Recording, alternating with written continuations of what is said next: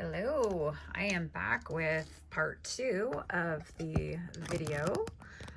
This is Scrap and Stamp with Robin Charvette, and part 2 of the video where I will be playing with the paper pumpkin kit, the September 2024, and I had just cut out my die cuts. And I went ahead while I was off camera and fussy cut all the pieces from the embossing folder that I had shown on the previous video. I didn't have to worry about having full leaves. I could use part leaves because I can tuck them behind elements on my page. So I went ahead and cut those out so you didn't have to watch me fussy cut. And I don't even know how many of them I will use, but my thought process is to start to make some decisions about what direction I want to go on the video with what kind of layout that I'm going to use. Sorry. Sometimes words just escape me. I typically scrapbook with 4x6 photos so that I don't have to crop them all. But I'm going to go ahead and cut a couple of mats out of my Night of Navy. And I need 6 1/4. That's one thing about this paper trimmer, which I love. Stampin' Up! Has the same one. I had just gotten this right when Close to My Heart announced that they were going to be discontinuing business, so I'm using this one for now, but I will switch over to my Stampin' Up! One when I make the full transition in December.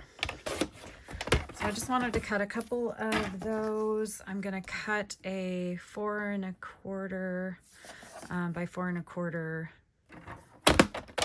square, so I can do a 4x4 photo if I wanted to.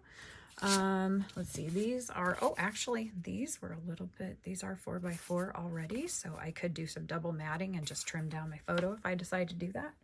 I'm probably going to do a couple of these, maybe a couple of 3x3 photos. So I'm going to go ahead and just make a couple smaller mats, 3 1/4 by 3 1/4. I kind of have a thought in my head right now. We'll see if it pans out. Sometimes it's all about, when you're doing these on the fly, it's all about taking a chance and see what we're going to get, right? Do me a favor, if you like the video or you like the idea concept that I'm going to be doing, if you could please subscribe below. I'm brand new channel. I've had my channel for a long time. I've just never actually used it. So I have to have 50 subscribers before I can do full live videos. So that is where my goal is. So if you like the idea and you want to see more, I know you haven't seen anything yet, but if you'd like to eventually see more from me, I would love it if you could hit the subscribe button. Thank you so much. Okay, so I have some mats to play with now, and I think I'm gonna start looking at these photo pieces. I think that would be really pretty as a border along the bottom of my page. So what I think I'm gonna do is I'm just gonna trim off a smidge. I want to keep that leaf, so I'm going to trim off, looks like about 1 inch or so off of my off of these cards, and just about there. Now, a lot of people measure. I'm an eyeballer, so if you're an eyeballer, you're in good company. I might keep these because I could do some journal strips with those, so I'm going to try not to waste any product. We'll see how it goes. Okay, so what I'm thinking, bear with me here, I'm thinking about some kind of a border. I'll put this in frame here for you in just a moment. I'm thinking about, on my 2-page layout, something like this. Oh, that's pretty. I know this is very vanilla right here. So we're going to do something with color. I'm probably going to stack some items and maybe even put some kind of a border across there.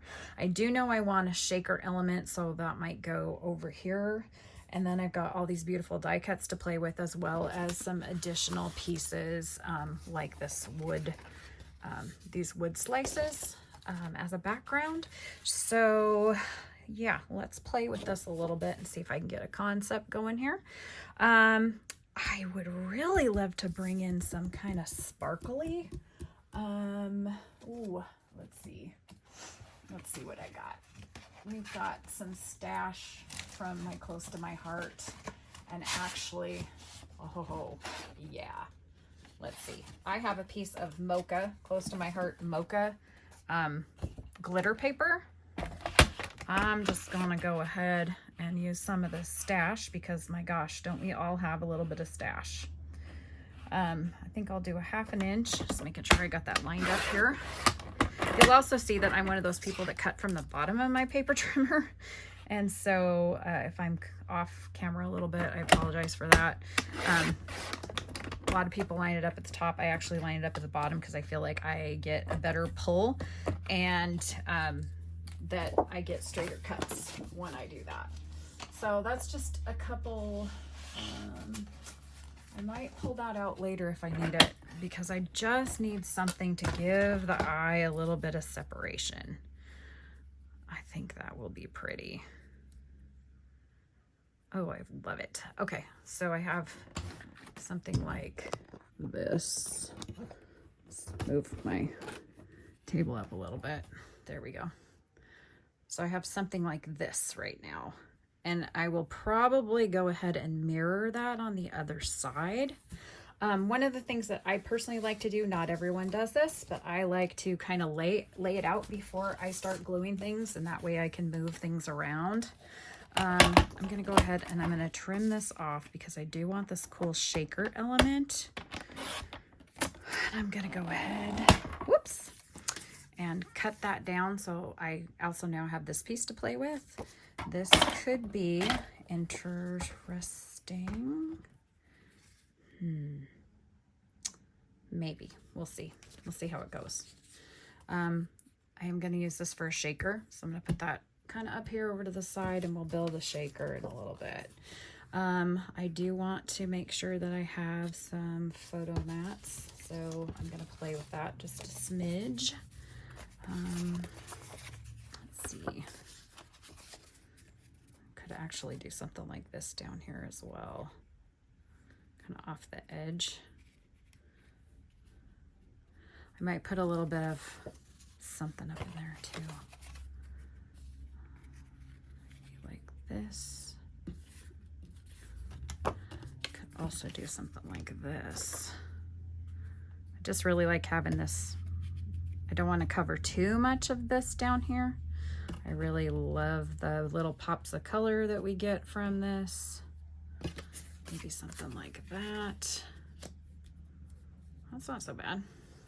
I could actually do that on there as well. We'll see. This is kind of the fun part, so you just kind of get to play with all the bits and pieces. Do some tucking. Tuck some of these in here. Maybe a little bit of that. I don't know. What do you guys drop in the comments? What do you guys think? How do you scrapbook? Do you do it seasonally? Do you skip around? You know, do you have to have your, let's say your November thing scrapbooked before you'll pick up Christmas? Or are you like me where I will just whatever suits my fancy? Sometimes I will do, when it's the dead of winter, I will grab like my old vacation photos that are sunny because I need some sun or something. Anyway, how do you scrapbook when you do these? kind of laying these out, like I said, to kind of get an idea of maybe what I want to do. I'm watching the time too, because I'll probably have to break here so I can upload the shorter videos, and then I will come back with a part 3 in a little bit. So this is maybe what the first part of page 1 is looking like. So yeah, I will see you in video 3. Thanks for watching.